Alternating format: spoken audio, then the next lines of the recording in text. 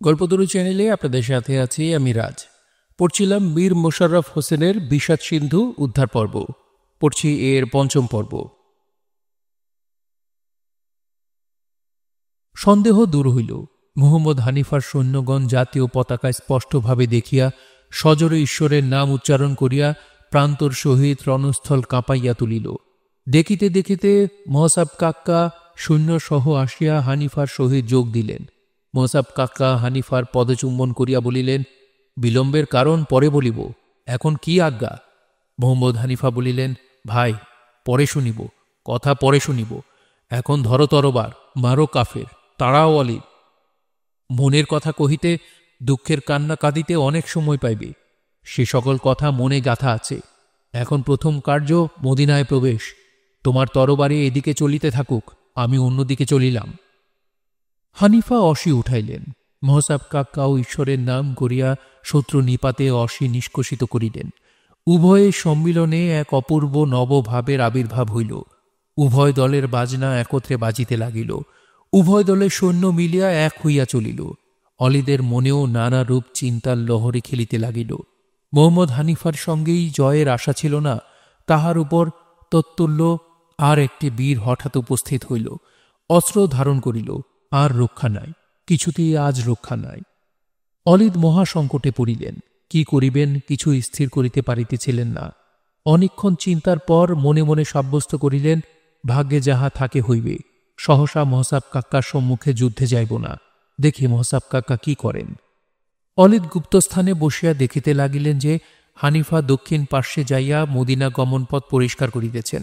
মহসাব Kaká বাম পার্শ্বে তাহারই দিকে অস্ত্রচালনা করিয়া অগ্রসর হইতেছেন, আর বারবার অলিদ নাম উচ্চারণ করিয়া তাহাকে যুদ্ধে আহ্বান করিতেছেন এবং বলিতেছেন, অলিদ, শীঘ্র বাহির হও, শিবির হইতে শীঘ্র বাহির হও।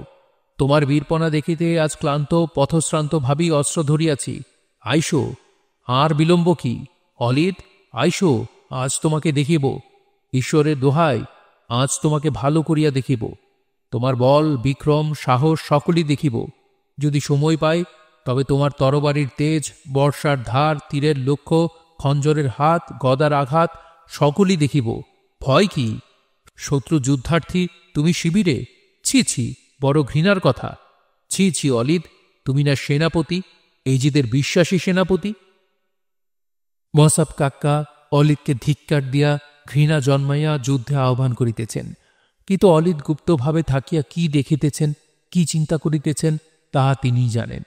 তাহা সৈন্যগণের হাবভাবে তাহাকে আরও ব্যতিব্যস্ত হইতে হইল। চতুর্দিকে ভারী বিভীষিকাময় মূর্তি দেখিতে লাগিলেন।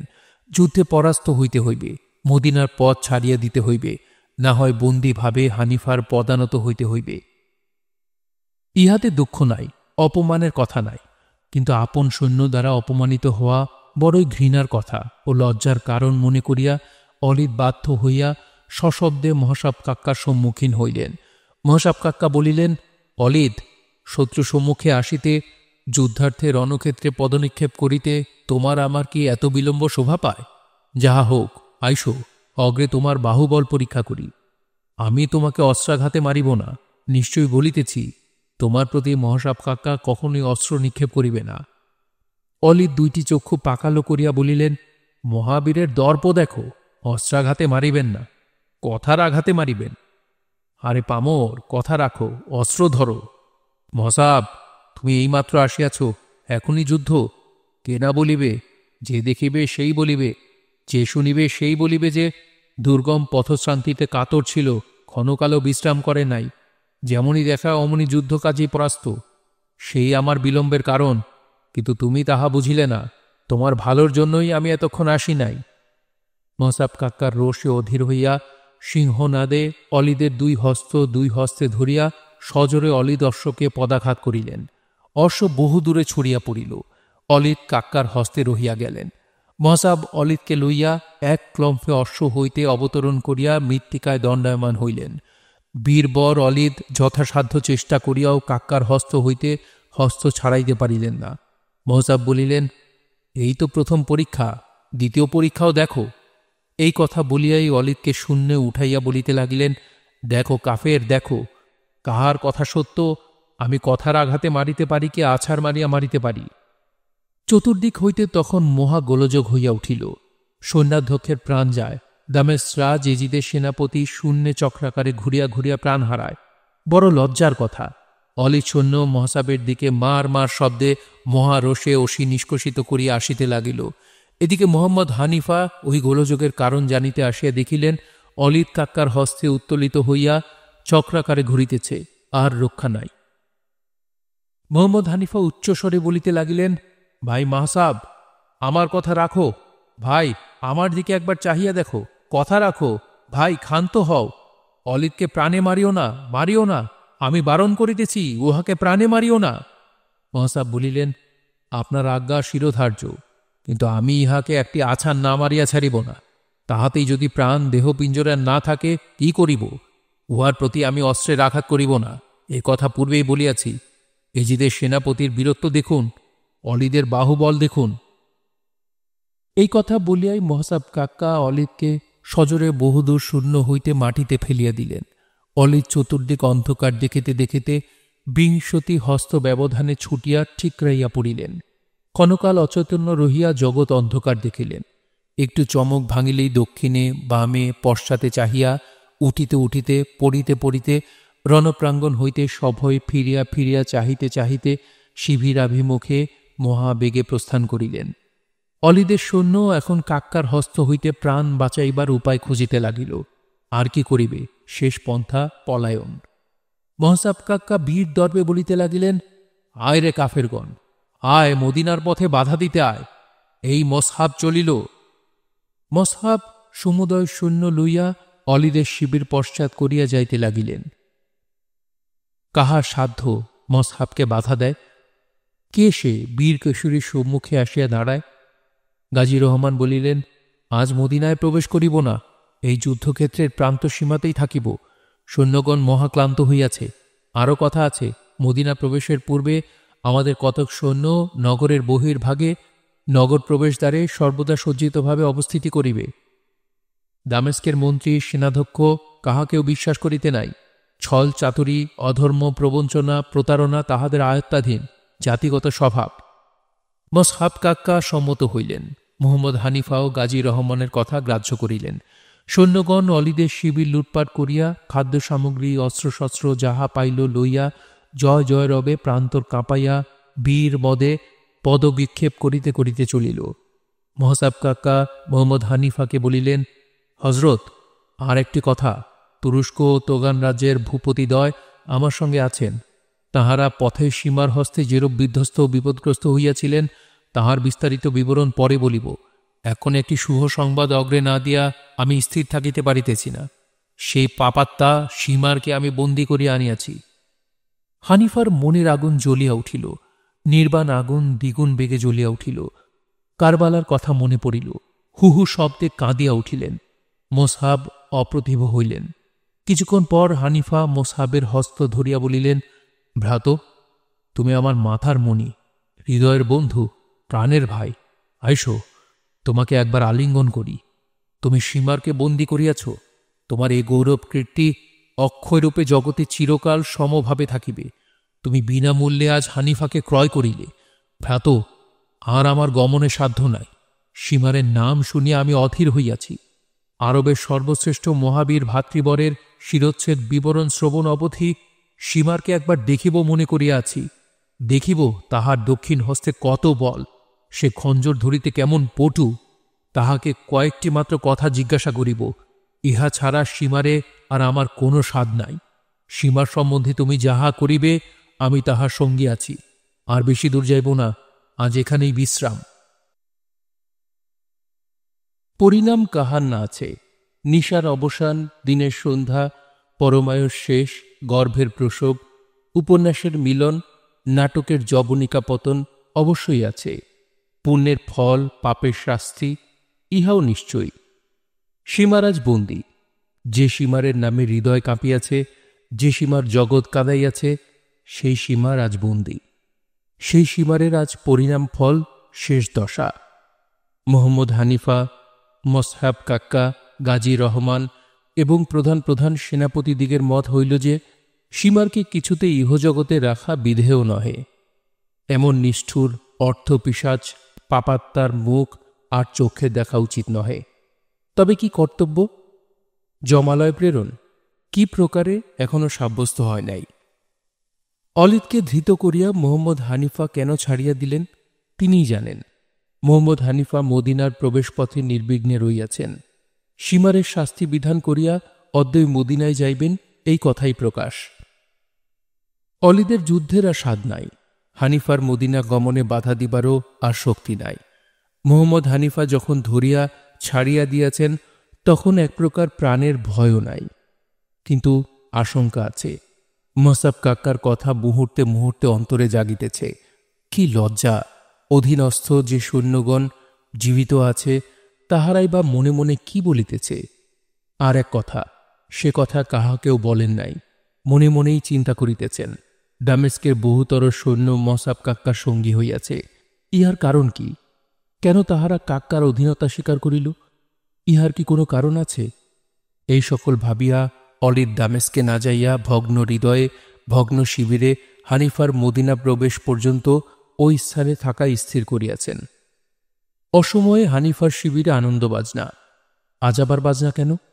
অলিদ ভাবিলেন, আবার কি যুদ্ধ? আবার কি মসহাব কাক্কা রণক্ষেত্রে?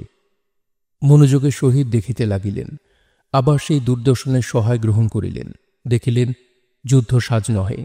মসহাব কাক্কা, মোহাম্মদ হানিফা প্রভৃতি বীরগণ ধনুর্বাণ হস্তে শিবিরের পশ্চাদভাগ হইতে বহির্গত হইলেন এবং হস্তপদ বন্ধন অবস্থায় একজন বন্দীকে কয়েকজন সৈন্য ধরাধরি করিয়া আনিয়া উভয় শিবিরের মধ্যবর্তী স্থানে এক লৌহদণ্ডের সহিত বক্ষ বাঁধিয়া দুই দিকে অপর দুই দণ্ডের সহিত হস্তদ্বয় কঠিনরূপে বাঁধিয়া বন্দীর পদদ্বয় ওই হস্তাবদ্ধ দণ্ডের নিম্নভাগে আটিয়া বাঁধিয়া দিল। অলিদ মনে মনে ভাবিতেছেন, এ আবার কি কাণ্ড উপস্থিত! এমন নিষ্ঠুরভাবে ইহাকে বাঁধিয়া তীর ধনুহস্তে সকলে অর্ধচন্দ্রাকৃতিভাবে কেন ঘিরিয়া দাঁড়াইল? এ লোকটি এমন কি গুরুতর অপরাধ করিয়াছে? ইহার প্রতি এরূপ নির্দয় ব্যবহার করিতেছে কেন? একটু অগ্রসর হইয়া দেখি কাহারে দুর্দশা, কোন হতভাগার পাপের ফল। মোসাব কাক্কা ধনুর্বাণ হস্তে করিয়া উচ্চস্বরে বলিতে লাগিলেন, সীমার, আজ তোমার সৃষ্টিকর্তার নাম মনে করো, তোমার কৃতকার্যের পাপ কথা মনে করো। দেখিলে জগৎ কেমন ভয়ানক স্থান। একটু বিবেচনা করিয়া দেখিলে কার্যকর কথঞ্চিত পরিমাণ এইখানেই পাওয়া যায়। লোকে অজ্ঞতা তিমিরাচ্ছন্ন হইয়া ভবিষ্যতের জ্ঞান হারাইয়া অনেক কার্যে হস্তক্ষেপ করে, কিন্তু শেষ কোথায় রক্ষা পায়? কে রক্ষা করে? মাতা পিতা স্ত্রী পরিবার পরিজন কেহ কাহারও নহে। আজ কে তোমার নিকট আসিয়া দাঁড়াইল? কে তোমার পক্ষ হইয়া দুইটা কথা বলিল? মোহ তিমিরে কেমন আচ্ছন্ন করিয়াছিল? তোমার হৃদয় আকাশ কেমন ঘন ঘটায় আবৃত করিয়া রাখিয়াছিল? তুমি একবার ভাবো দেখি। নূরনবী মুহাম্মদের দৌহিত্র ইমাম হোসেনের মস্তক সামান্য অর্থলোভে স্বহস্তে ছেদন করিয়া তোমার কি লাভ হইল? আরও অনেকে তোমার সঙ্গে ছিল, তাহারাও যুদ্ধ জয় করিয়াছিল, কিন্তু ইমাম শির দেহ হইতে বিচ্ছিন্ন করিতে কই কেহই তো অগ্রসর হইল না। ঠিক তোমাকে সীমার, শত তোমাকে। তুমি জগৎ কাঁদাইয়াছ, পশুপক্ষীর চক্ষের জল ঝরাইয়াছ, মানব হৃদয়ে বিষময় বিশাল শেলের আঘাত করিয়াছ। আকাশ পাতাল বন উপবন পর্বত বায়ু তোমার কুকীর্তির কীর্তন করিতেছে। সে রবে প্রকৃতি বক্ষ পর্যন্ত ফাটিয়া যাইতেছে, কিন্তু তোমার পরিণাম দশা তুমি কিছুই ভাবো নাই। দেখো দেখি আজ তোমার কোন দিন উপস্থিত। সীমার, তুমি কি ভাবিয়াছিলে যে এদিন চিরদিন তোমার সুখসেব্য সুদিনই যাইবে? একদিনও কি এদিনের সন্ধ্যা হইবে না? দেখো দেখি এখন কেমন কঠিন সময় উপস্থিত। সে পবিত্র মস্তক পবিত্র দেহ হইতে ছিন্ন করিতে খঞ্জর দ্বারা কত কষ্ট দিয়াছ। সে যাতনা সহ্য করিতে না পারিয়া প্রভু কি প্রতিজ্ঞা করিয়াছিলেন মনে হয়? ওরে পাপিষ্ঠ নরাধম, ইমামের মুমূর্ষ অবস্থার কথা মনে হয়? তোমাকে নারকী বলিতে পারি না। পরকালের জন্য যে তোমার চিন্তা নাই তাহা আমরা বিশেষ করিয়া জানি। তোমার পাপাভার, সে পাপাভার, হায় হায়! তুমি যাহার বুকের উপর উঠিয়া খঞ্জর দ্বারা গলা কাটিয়াছিলে তিনিই লইয়াছেন। কিন্তু সীমার, জগতে দৈহিক যাতনার দায় হইতে উদ্ধার করিতে তোমার মুখপানে চায় এমন লোক কই? ঈশ্বরের লীলা দেখো, তোমার অনুগত সৈন্য তোমারই হস্তপদ বন্ধন করিয়া আমার সম্মুখে আনিয়া দিল। ইহাতেও তুমি কি সেই অদ্বিতীয় ভগবানের প্রতি ভক্তি সহকারে বিশ্বাস করিবে না? এখনও কি তোমার পূর্বভাব অন্তর হইতে অন্তর হয় নাই? এই আসন্নকালে একবার ঈশ্বরের নাম করো। শিবার, আমরা তোমার সমুচিত শাস্তি বিধান করিব বলিয়াই আজ তীর হস্তে দণ্ডায়মান হইয়াছি। তরবারির আঘাত করিলাম না, বর্ষা দ্বারা ভেদ করিলাম না। এই বিষাক্ত তীরে তোমার শরীর জর্জরীভূত করিয়া তোমাকে ইহজগৎ হইতে দূর করিব। এই দেখো, তোমার প্রিয় বন্ধু অদ্বে অলিদ ছল ছল নয়নে তোমার দিকে চাহিয়া আছেন মাত্র। কে আজ তোমাকে সাহায্য করিতে আসিল? তোমার নীরব রোদনে কে কর্ণপাত করিল? তুমি যাহার নিতান্ত অনুগত, তোমার আজিকার দশা তাহার নিকট প্রকাশ করিতে, আজিকার এই অভিনয়ের অভাবনীয় দৃশ্য রাজগোচর করিতে অনেক চক্ষু তোমার দিকে রহিয়াছে, দেখিতেছ? কিন্তু কেহই তোমার কিছু করিল না। কি আশ্চর্য! তোমাদের অস্ত্রের অভাব নাই, সাহসের অভাব ঘটিয়াছে কিনা জানি না। কই, তাহারা কি করিল? জগতে কেহ কাহারও নহে, সকলেই স্বার্থের দাস, লোভের কিঙ্কর। তোমার সঞ্চিত অর্থ আজ কোথায় রহিল? সেই পুরস্কারের লক্ষ টাকার কি উপকার হইল? ঈশ্বর কৃপায় তুমি আজ আমাদের ক্রীড়ার সামগ্রী। ধনুর্বাণ সহিত তোমাকে লইয়া আজ ক্রীড়া করিব। সীমার, তোমার কৃতকার্যের ফল সামান্য রূপে আজ আমাদের হস্তে ভোগ করো। এই আমার শেষ কথা, বাণের প্রথম। দেখো, বাণের আঘাত কত মিষ্ট বোধ হয়, কেমন সুখসেব্য নিদ্রা আইসে।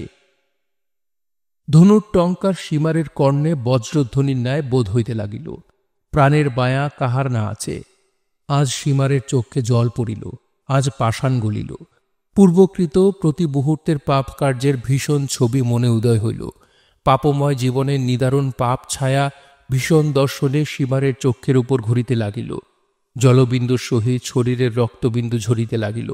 সীমার ঊর্ধ্ব দৃষ্টিতে আকাশপানে চাহিয়া হোসেনের প্রতিজ্ঞার কথা মনে করিয়া জীবন শেষের প্রতীক্ষা করিতে লাগিলেন। শরীরের মাংস সকল ক্ষুদ্র ক্ষুদ্র খণ্ডে দেহস্খলিত হইয়া মৃত্তিকায় পড়িতেছে, তথাচ সীমারের প্রাণ দেহপিঞ্জরেই ঘুরিতেছে। মসহাব কাক্কা প্রভৃতি দ্বিগুণ জোরে স্বর নিক্ষেপ করিতে লাগিলেন। শরীরের গ্রন্থি সকল ছিন্ন হইয়া পড়িতে আরম্ভ হইল, তবুও প্রাণ বাহির হইল না। কি কঠিন প্রাণ! তখন সীমার ঊর্ধ্ব দৃষ্টিতে চাহিয়া বলিতে লাগিলেন, হে ঈশ্বর, আমার পাপের কি প্রায়শ্চিত্ত নাই? আমার শরীরের মাংসখণ্ড প্রায় স্খলিত হইয়া পড়িল, অস্থি সকল জড় জড় হইয়া ভগ্ন হইয়া গেল, তবু প্রাণ বাহির হইল না। হে দয়াময়, আমিও তোমার সৃষ্ট জীব, আমার প্রতি কটাক্ষপাত করো। আমার প্রাণবায়ু শীঘ্রই হোসেনের পদপ্রান্তে নীত করো। মোহাম্মদ হানিফা এবং মসহাব কাক্কা এই কাতরপূর্ণ প্রার্থনা শুনিয়া সরাসনে জ্যা শিথিল করিলেন, আর তুনিরে হস্ত নিক্ষেপ করিলেন না। সকলেই দয়াময়ের নাম করিয়া শত সহস্র প্রকারে তাহার গুণানুবাদ করিলেন। ক্রমে সীমারের প্রাণবায়ু ইহজগৎ হইতে অনন্ত আকাশে মিশিয়া হোসেনের পদপ্রান্তে আশ্রয় গ্রহণ করিল। বীরকেশরীগণ আর সীমারের প্রতি ভ্রুক্ষেপও করিলেন না। শিবিরে আসিয়া মদিনা যাইতে প্রস্তুত হইলেন। ওদবে অলিদ বিষণ্ন বদনে দামেস্কাভিমুখে যাত্রা করিলেন। যে আশা তাহার অন্তরে জাগিতেছিল, সে আশা মরীচিকাবৎ ওই প্রান্তরের বালুকা কণার মধ্যে মিশিয়া গেল। মনে মনেই বুঝিলেন, সীমারের সৈন্যগণ মসহাব কাক্কার অধীনতা স্বীকার করিয়াছে। আর আশা কি এ প্রান্তরে? আর আশা কি? মন্ত্রণাগৃহে এজি দেখা দেখিলেই বোধ হয় কোনো বৃহৎ চিন্তায় এখন তার মস্তিষ্ক সিন্ধু উথুলিয়া উঠিয়াছে। দুঃখের সহিত চিন্তা। এই চিন্তার কারণ কি? কিছুক্ষণ নীরব থাকিয়া গৃহের চতুর্পার্শ্বে দৃষ্টি করিলেন। দেখিলেন কেহ নাই। পূর্ব নির্দিষ্ট সময়ে বারোয়ান মন্ত্রণাগৃহে উপস্থিত থাকিবেন। সময় উত্তীর্ণ হইয়াছে, তথাচ মন্ত্রীবর আসিতেছেন না। এজিদের চিন্তাকুল অন্তর ক্রমেই অস্থির হইতেছে। দীর্ঘ নিঃশ্বাস পরিত্যাগ করিয়া মৃদু মৃদু স্বরে বলিলেন, সীমার বন্দী, এতদিন পরে সীমার শত্রু হস্তে বন্দী। অলিদেরও প্রাণ আশঙ্কা। আমারই সৈন্য, আমারই চির অনুগত সৈন্য যখন বিপক্ষ দলে মিশিয়াছে, তখন আর কল্যাণ নাই। হা, কি কুলক্ষণেই জয়নাব রূপ নয়নে পড়িয়াছিল। সেই বিশালাক্ষীর দোলায়মান কর্ণাভরণের দোলায় কি মহা অনর্থই ঘটিল। অকালে শত প্রাণীর প্রাণ পাখি দেহপিঞ্জর হইতে একেবারে উড়িয়া চলিয়া গেল। শত শত নারী পতিহারা হইয়া মনের দুঃখে আত্মবিসর্জন করিল। কত মাতা সন্তান বিয়োগে অধীর হইয়া অস্ত্রের সহায়তায় দৈহিক মায়া হইতে শোকতাপের যন্ত্রণা হইতে আত্মাকে রক্ষা করিল।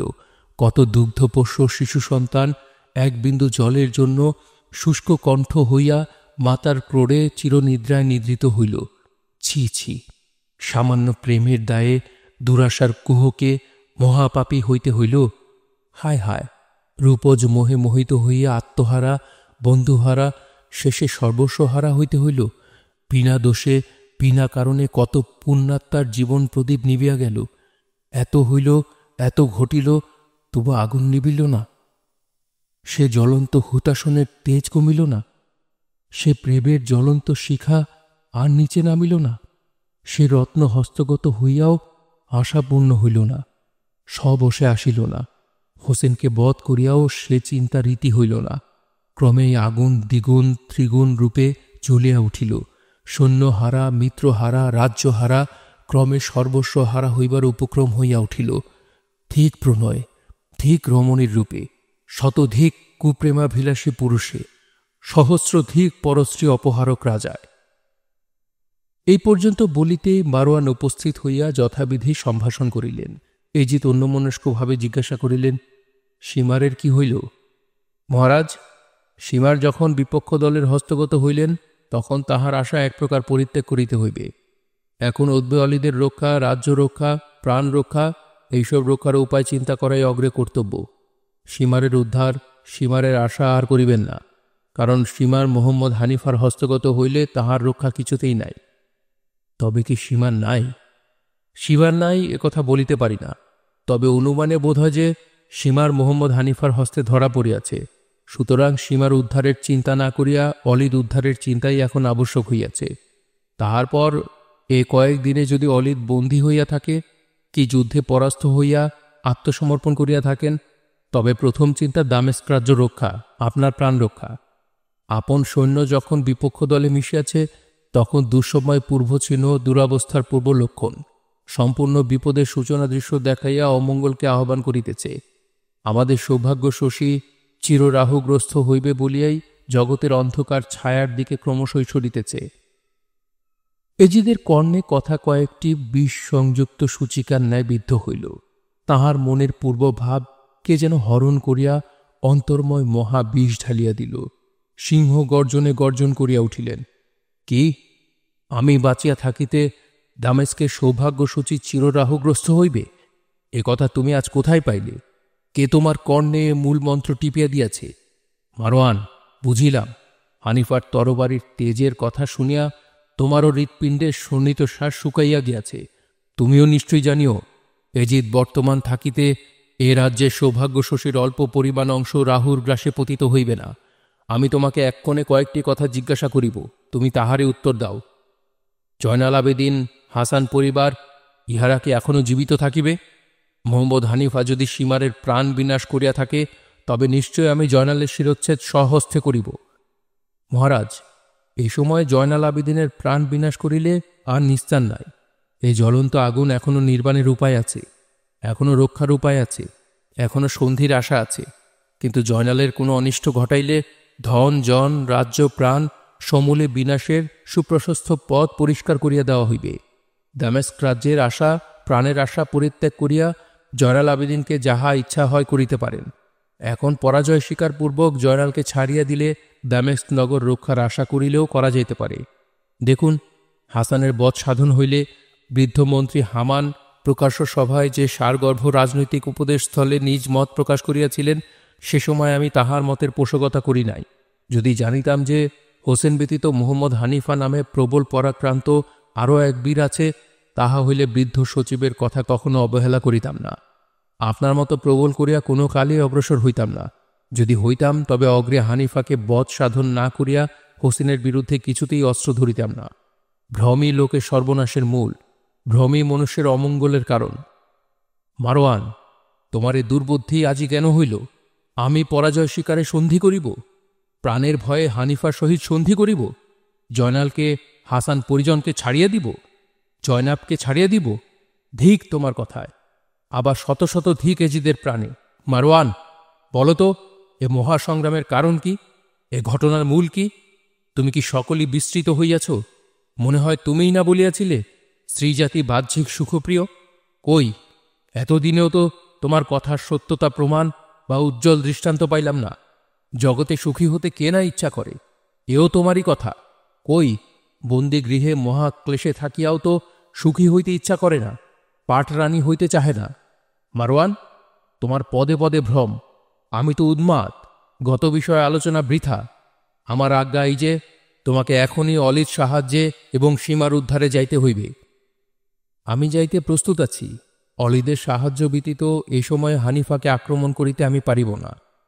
সুযোগ পাইলে আক্রমণ করিবে না? সুযোগ পাইলে মারওয়ান ছাড়িয়া দিবে তাহা মনে করিবেন না। তবে অগ্রেই বলিতেছি যে, অলিদকে রক্ষা করাই আমার প্রধান কার্য।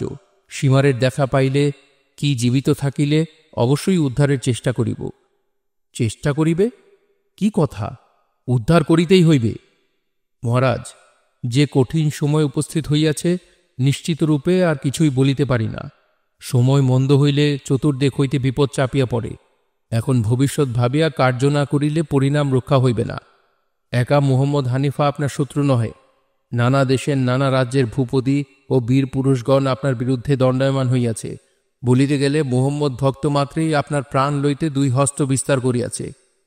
আমি কি এতই হীনবল হইয়া পড়িয়াছি যে তোমার বর্ণিত রাজগণ সহিত যুদ্ধ করিয়া পরাস্ত হইব? মহারাজ, জয় পরাজয় ভবিষ্যতের গর্ভে। তবে কি হানিফার খণ্ডিত মস্তক আমি দেখিব না? অবশ্যই দেখিতে পারেন, বিলম্বে। কথা অনেক শুনিলাম। তুমি অদ্বৈ ১৫ সহস্র সৈন্য লইয়া অলিদের সাহায্যে এবং সীমারের উদ্ধারে গমন করো, এই আমার আজ্ঞা। এই আজ্ঞা করিয়া এজিদ রোষভরে মন্ত্রণা গৃহ হইতে উঠিয়া চলিয়া গেলেন। মারওয়ান বলিতে লাগিলেন, দুর্মতির লক্ষ্য নেই, যেখানে উচিত সেইখানেই রোষ। যাহা হোক, আমি এখনই যাত্রা করিব। সীমারের উদ্ধার যাহা হইবার বোধহয় এতদিনে হইয়া গিয়াছে। অলিদের উদ্ধার কি হয় তাহাই সন্দেহ।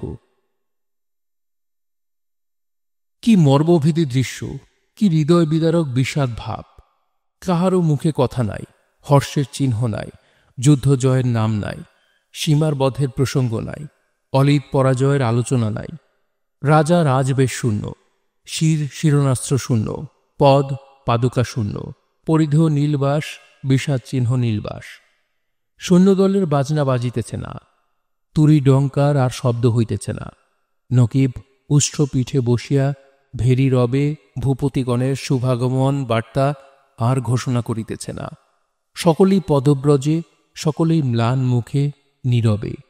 তীর তুনিরে, তরবারে কোষে, খঞ্জর পিধানে, সকল চক্ষুই জলে পরিপূর্ণ। কারুকার্য খচিত সুন্দর নিশান স্থানে আজ নীল নিশান। হানিফা সসৈন্য রাজপথে, পূর্ণভূমি মদিনা নগরের রাজপথে। নগরের উচ্চ উচ্চ প্রাসাদে, অতুচ্চ মঞ্চে, সিংহদ্বারে, নানা স্থানে অনন্ত শোক প্রকাশক নীল পতাকা সকল অনীল সহকারে অনন্ত নীলাকাশে মিশিয়া হোসেনের অনন্ত শোক কাঁপিয়া কাঁপিয়া প্রকাশ করিতেছে। যেদিকে দৃষ্টিপাত করো সেই দিকেই শোকের চিহ্ন, বিষাদের রেখা। হোসেন শোকে, মদিনার এই দশা। এই দশা কে করিল? এই অন্তর্ভেদী দুর্দশা কে ঘটাইল? মর্তে, শূন্যে, আকাশে নীলিমা রেখা কে অঙ্কিত করিল? হায় হায়, হোসেন শোকের অন্ত নাই, এ বিষাদ সিন্ধুর শেষ নাই। বিমানে সূর্যদেবের অধিকার, রজনী দেবীর তারকামালার অধিকার থাকা পর্যন্ত মুহাম্মদীয় গণের অন্তর আকাশ হইতে এ মহাবিষাদ নীলিমা রেখা কখনোই বিলীন হইবে না, কখনোই সরিবে না। মুহাম্মদ হানিফা নিদারুণ শোকে মর্মভেদী বেশে নগরে প্রবেশ করিলেন। নগরবাসীগণ হোসেনের নাম করিয়া কাঁদিতে কাঁদিতে মুহাম্মদ হানিফার পদপ্রান্তে লুণ্ঠিত হইতে লাগিলেন। হায়, পুণ্যভূমি মদিনা আজ অন্ধকার। মুহাম্মদ হানিফার অন্তরে শোক সিন্ধুর তরঙ্গ উঠিয়াছে, প্রবাহ ছুটিয়াছে। নূর নবী হজরত মুহাম্মদের রওজার চতুর্পার্শ্বে যাইয়া সকলে একত্রে হাসান, হোসেন, কাশেম প্রভৃতি শোকে অধীর হইয়া কাঁদিতে লাগিলেন। ক্রমেই ক্রন্দনের আবেগ বৃদ্ধি, আরও বৃদ্ধি, কিন্তু বৃদ্ধি হইতে হইতেই হ্রাস। ক্রমেই মন্দীভূত, ক্রমেই নীরব, ক্রমেই চক্ষু জলহীন, ক্রমেই পরিবর্তন, ক্রমেই হাহুতাশ, ক্রমেই দুই একটি কথা শোনা যাইতে লাগিল। মুহাম্মদ হানিফা সকলের কথা শুনিতে লাগিলেন। কাহাকেও আশ্বস্ত করিলেন, কাহাকেও সাহস দিলেন, কাহাকেও বা সস্নেহ মিষ্ট সম্ভাষণে আদর করিলেন। ক্রমে নাগরিক দলকে বিদায় করিয়া স্বকীয় রাজগণ, সৈন্যগণ, আত্মীয় বন্ধুবান্ধবগণ কে কোথায় আছেন, কি করিতেছেন, তাহার তত্ত্বাবধায়ন এবং আহার বিহার ও বিশ্রামের শৃঙ্খলায় মনোনিবেশ করিলেন। মদিনার প্রধান প্রধান ও মাননীয় সম্ভ্রান্ত মহোদয়গণ আসিয়া বলিতে লাগিলেন, যাহা হইবার হইয়াছে, এখনে কি করা যায়? মোহাম্মদ হানিফা বলিলেন, মদিনার সিংহাসনে জয়নাল আবেদিনকে না বসাইতে পারিলে আমার মনে শান্তি হইবে না। দুঃখ করিবার সময় অনেক রহিয়াছে। মদিনার যেরূপ শ্রীহীন অবস্থা দেখিতেছি, ইহাতে আমার মন অত্যন্ত চঞ্চল ও ব্যথিত হইয়া মহা কষ্ট ভোগ করিতেছে। জয়নাল আবেদিন নিশ্চয়ই জীবিত আছে। জয়নাল মদিনা ও দামেস্ক উভয় রাজ্যই করতলস্থ করিয়া ছত্ররূপে রাজত্ব করিবে, ইহা নিশ্চয়ই অব্যর্থ। যাহার ভবিষ্যৎবাণী এতদূর সফল হইল, তাহার বাক্যের শেষ অংশ কি আর সফল হইবে না? আপনারা সকলে অনুমতি করিলেই আমি দামেস্ক আক্রমণে যাত্রা করিতে পারি। নাগরিক দলের মধ্য হইতে একজন বলিলেন, জয়নাল আবেদিন ঈশ্বরানুগ্রহে অবশ্যই মক্কা, মদিনা ও দামেস্কের সিংহাসন অধিকার করিবেন। সেই বিষয়ে আমাদের জ্বলন্ত বিশ্বাস ও অটল আশা আছে। তবে কয়েকদিন বিলম্ব মাত্র। আপনি পথশ্রমে ক্লান্ত, সৈন্যগণও অলিসহ যুদ্ধে ক্লান্ত হইয়াছেন। এই অবস্থায় কয়েকদিন এই পবিত্র ধামে বিশ্রাম করিয়া দামেস্কে যাত্রা করেন, এই আমাদের প্রার্থনা। জয়নাল উদ্ধারে মদিনার আবাল বৃদ্ধ আপনার পশ্চাদবর্তী হইবে, কেহই ঘরে বসিয়া থাকিবে না। এতদিন আমরা নায়কবিহীন হইয়া পথে পথে ঘুরিয়াছি, যাহার যাহা ইচ্ছা তাহাই বলিয়াছি, কিন্তু কিছুর স্থির করিতে পারি নাই। হজরতের চরণ প্রান্তে আশ্রয় লইব বলিয়াই কাসেদ পাঠাইয়াছিলাম। আপনি এত অল্প সৈন্য লইয়া কখনো দামেস্কে যাইবেন না। এজিদের চক্র, মারওয়ানের মন্ত্রণা ভেদ করা বড়ই কঠিন। আমরা আপনার সঙ্গে যাইব। এখনও মদিনা বীর শূন্য হয় নাই, এখনও মদিনা পরাধীন বা পরপদ ভরে দলিত হয় নাই, এখনও মদিনার স্বাধীনতা সূর্য অস্তমিত হয় নাই, কখনো হইবে না। এখনও মদিনা একেবারে নিঃসহায় কি কোনো বিষয়ে নিরাশ হয় নাই। এজিদের অত্যাচার, নূরনবী মুহাম্মদের বংশধরগণের প্রতি অত্যাচারের কথা মদিনা ভোলে নাই। যাহার জন্য এই পবিত্র সিংহাসন শূন্য আছে, তাহার কথা সকলের অন্তরে গাঁথা রহিয়াছে। তাহার উদ্ধারের চেষ্টা দিবানিশি অন্তরে জাগিতেছে। আপনি যেদিন মদিনা হইতে যাত্রা করিবেন, সেই দিন মদিনার লোকেরা প্রভু ভক্তি, রাজভক্তি, একতার আদর্শ, হোসেনের বিয়োগজনিত দুঃখের চিহ্ন সকলেই দেখিতে পাইবেন। আমি আর অধিক বলিতে পারি না। এইমাত্র নিবেদন যে সপ্তাহকাল এই নগরে বিশ্রাম করুন। সপ্তাহ অন্তর আমরা সকলে আপনার সঙ্গী হইব। মুহাম্মদ হানিফা নগরবাসী দিগের অনুরোধে সপ্তাহকাল সসৈন্য মদিনায় থাকিতে সম্মত হইলেন। ওদিকে মারওয়ানের মদিনাভিমুখে আগমন এবং অলিদের দামেস্কে গমন, পথিমধ্যে উভয় সেনাপতির সাক্ষাৎ, উভয় দলের মিলন। অলিদের সঙ্গে অতি অল্প মাত্র সৈন্য, তাহার অধিকাংশই আহত, কতক জরা, কতক অর্ধমরা, কতক অসুস্থ। মুখ মলিন, বসন মলিন, পৃষ্ঠে তুনির ঝুলিতেছে, তীর নাই, কোষ রহিয়াছে, তরবারি নাই। বর্ষার ফলক কোথায় উড়িয়া গিয়াছে, কেবল দণ্ড বর্তমান। ছিন্ন পতাকা, ভগ্ন দণ্ড, সাহস ও উৎসাহ নামমাত্র নাই। যেন তাড়িত, ভয়ে চকিত, সর্বদাই পশ্চাৎ দৃষ্টি। মনসংযোগে অশ্বপদ শব্দ শুনিতে কর্ণস্থির। সৈন্যগণের অবস্থা দেখিলেই অনুমান হয় যে প্রবল ঝঞ্ঝাবাতেই ইহাদের সর্বস্ব উড়িয়া গিয়াছে। আহার অভাবে মহাক্লান্ত। মন্ত্রীপ্রবর মারওয়ান অলিদের অবস্থা দেখিয়া আর অগ্রসর হইতে সাহসী হইলেন না। এই সংযোগস্থলেই উভয় দল একত্রিত হইয়া গমনে ক্ষান্ত হইলেন। পরস্পর কথাবার্তা হইলে মারওয়ান বলিলেন, এক্ষণে মদিনা আক্রমণ কি হানিফার সঙ্গে যুদ্ধ করা উচিত নহে। আমাদের বলবিক্রমের সহিত তুলনা করিলে হানিফার সৈন্যবল সহস্রাংশে শ্রেষ্ঠ। এ অবস্থায় আত্মরক্ষাই সর্বতোভাবে শ্রেয়। অলিদ বলিলেন, আত্মরক্ষা ভিন্ন উপায় কি? সীমারের দুর্দশা দেখিয়া আমার প্রাণ কাঁপিয়া গিয়াছে। সীমারের দুর্দশা কি? অলিদ সীমারের শাস্তির বৃত্তান্ত আদি অন্ত বিবৃত করিলেন। মারওয়ান বলিলেন, সীমারের এ দুর্দশা যে ঘটিবে তাহা আমি অগ্রেই ভাবিয়া স্থির করিয়াছিলাম। অলিদ বলিলেন, ভ্রাত, হানিফার বলবিক্রম দেখিয়া স্বদেশের আশা, জীবনের আশা, ধন জন পরিজন আশা হইতে একেবারে নিরাশ হই নাই বটে, কিন্তু সন্দেহ অনেক ঘটিয়াছে। আরে ভাই, আমি তো সীমার উদ্ধার ও তোমার সাহায্য, এই দুই কার্যের ভার গ্রহণ করিয়া আসিয়াছি। সীমারের উদ্ধার তো এ জীবনে এক প্রকার শেষ হইল, এখন তোমাকে সাহায্য বাকি। যাহা হোক, এই সকল অবস্থা লিখিয়া মহারাজ সমীপে কাসেদ প্রেরণ করি।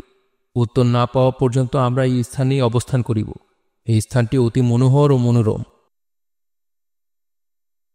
রাত্রির পর দিন, দিনের পর রাত্রি আসিয়া দেখিতে দেখিতে সপ্তাহকাল অতীত হইয়া গেল। মদিনাবাসীরা মুহাম্মদ হানিফাকে সসৈন্য আর 1 সপ্তাহ মদিনায় থাকিতে বিশেষ অনুরোধ করিলেন। হানিফা অনেক ভাবিয়া চিন্তিয়া হা না কিছুই কহিলেন না। গাজী রহমান বলিলেন, আপনাদের অনুরোধ অবশ্যই প্রতিপাল্য, কিন্তু জয়নাল উদ্ধারের যতই বিলম্ব ততই আশঙ্কা, ততই বিপদ মনে করিতে হইবে। এই সময় বিশ্রামের সময় নহে। এক এক মুহূর্ত এক এক যুগ বলিয়া মনে হইতেছে। বিশেষ মারোয়ানের মন্ত্রণার অন্ত নাই। কোন সময়ে এজিদকে কোন পথে চালাইয়া কি অনর্থ ঘটাইবে তাহা কে বলিতে পারে। হয়তো সে সময় এজিদের প্রাণান্তর সহিত দামেস্কনগর সমভূমি করিলেও সে দুঃখের উপশম হইবে না, সে অনন্ত দুঃখের ইতি হইবে না। আপনারা প্রবীণ এবং প্রাচীন, যাহা ভালো হয় করুন। নাগরিক দল হইতে একদল বলিলেন, মন্ত্রীবর, আপনার সারগর্ভ বচন অবশ্যই আদরণীয়, সন্দেহ নাই, কিন্তু আমরা যে কারণে প্রভুকে আর 1 সপ্তাহ থাকিতে অনুরোধ করিতেছি সে কথা এখন বলিব না, তবে সময়ে তাহা অপ্রকাশ থাকিবে না। জয়নাল আবেদিন পাপাত্তা এজিদের বন্দিগৃহে বন্দী। প্রভু হাসান ও হোসেনের স্ত্রী পরিবার, নূর নবী মুহাম্মদের সহধর্মিণী বিবি সালেমা, ইহারাও বন্দী। দিবারাত্রি প্রহরে, দণ্ডে, পলে, অনুপলে আমাদের অন্তরে এ সকল কথা জাগিতেছে, প্রাণ কাঁদিতেছে। তাহাদের দুঃখের কথা শুনিয়া হৃদয় বিদীর্ণ হইতেছে। মনে হইতেছে, যদি পাখা থাকিত, যদি মুহূর্ত মধ্যে যাইবার কোনো উপায় থাকিত, তবে এখনই যাইয়া দামেস্কনগর আক্রমণ এবং নরাধম এজিদের প্রাণ বধ করিয়া জয়নাল উদ্ধারের উপায় করিতাম। আমরা ভুক্তভোগী, আমাদের পদে পদে আশঙ্কা, পদে পদে নৈরাশ্য। অধিকার কি বলিব? এজিদের আজ্ঞায়, মারওয়ানের মন্ত্রণায়, অলিদের চক্রে, জায়েদার সাহায্যে, মাইমুনার কৌশলে মহর্ষি হাসানকে হারাইয়াছি। জিয়াদের ছলনায় সেই মহাপাপী চিরনারকী, জিয়াদের প্রবঞ্চনায় প্রভু হোসেন, মহাবীর কাসিম এবং আলী আকবর প্রভৃতিকে মদিনা হইতে চিরবিদায় দিয়াছি। মন্ত্রীবর, কি বলিব? মদিনার শত শত মণিময় রত্ন কারবালা প্রান্তরে রক্তস্রোতে ভাসিয়া গিয়াছে। সেই সকল কথা কি আমরা ভুলিয়াছি? তবে যে কেন বিলম্ব করিতেছি বলিব। যদি ঈশ্বর সে সময়ের মুখ দেখান তবেই বলিব। আমাদের শত অনুরোধ, মদিনাবাসী আবাল বৃদ্ধ নরনারী সকলেরই অনুরোধ, আর 1 সপ্তাহ আপনারা সসৈন্যে মদিনায় অবস্থান করুন। সময় হইলে আমরা কখনোই দামেস্ক গমনে বাধা দিব না, বরং মনের আনন্দে জয় জয় রবে জয়নাল উদ্ধারে আপনাদের সঙ্গে যাত্রা করিব। মদিনাবাসীদিগের মত না হইলে দামেস্ক আক্রমণ করা হইবে না, এ কথা পূর্ব হইতেই সুস্থির আছে। সুতরাং গাজী রহমান আর বিরক্তি করিলেন না। অন্য অন্য আলাপে নগরবাসীদিগকে সন্তুষ্ট করিলেন। সেদিন কাটিয়া গেল। নিশাগমনে ঈশ্বর আরাধনা করিয়া সকলেই স্ব স্ব স্থানে নিদ্রা দেবীর নিয়মিত অর্চনায় শয্যার আশ্রয় গ্রহণ করিলেন। মুহাম্মদ হানিফা শয়ন করিয়া আছেন, ঘোর নিদ্রায় অভিভূত। স্বপ্ন দেখিতেছেন, যেন হজরত নূর নবী মুহাম্মদ তাহা শিওরে দণ্ডায়মান হইয়া বলিতেছেন, মুহাম্মদ হানিফা, জাগ্রত হও, আলস্য পরিহার করো। এই সময় তোমার বিশ্রামের সময় নহে। তোমার পরিজন দামেস্কে বন্দী, তুমি মদিনায় বিশ্রাম সুখে বিহবল। যাও দামেস্কে, ঈশ্বরের নাম করিয়া এখনই যাত্রা করো। জয়নাল উদ্ধার হইবে, কোনো চিন্তা নাই, ঈশ্বর তোমার সহায়। মুহাম্মদ হানিফা যেন স্বপ্নযোগেই প্রভুর পদধূলি মস্তকে গ্রহণ করিলেন। নিদ্রা ভাঙিয়া গেল, অঙ্গ শিহরিয়া উঠিল। ভয়ে ভীত হইয়া গাজী রহমানকে ডাকিয়া মসহাব কাকা, ওমর আলী এবং আর আত্মীয় স্বজন ও বন্ধুগণকে জাগাইয়া স্বপ্ন বিবরণ বলিলেন। গাজী রহমান বলিলেন, প্রভুর আদেশ হইয়াছে, আর বিলম্ব নাই, এখনই যাত্রা, এই শুভ সময়। হ্যাঁ, এখন বুঝিলাম, সময়ের অর্থ এখন বুঝিলাম। আমরা কেবল রাজনীতি, সমন্বিতি, বিধি ব্যবস্থা, যুক্তি ও কারণের উপর নির্ভর করিয়াই কার্য করি। ভ্রম হইলে ঈশ্বরের দোহাই দিয়া রক্ষা পাই। কিন্তু মদিনাবাসীরা আমাদের অপেক্ষা সহস্রাংশে শ্রেষ্ঠ। আমি সে সময়ে সময়ের অর্থই বুঝিতে পারি নাই। ধন্য মদিনা, ধন্য তোমার পবিত্রতা, ধন্য তোমার একাগ্রতা।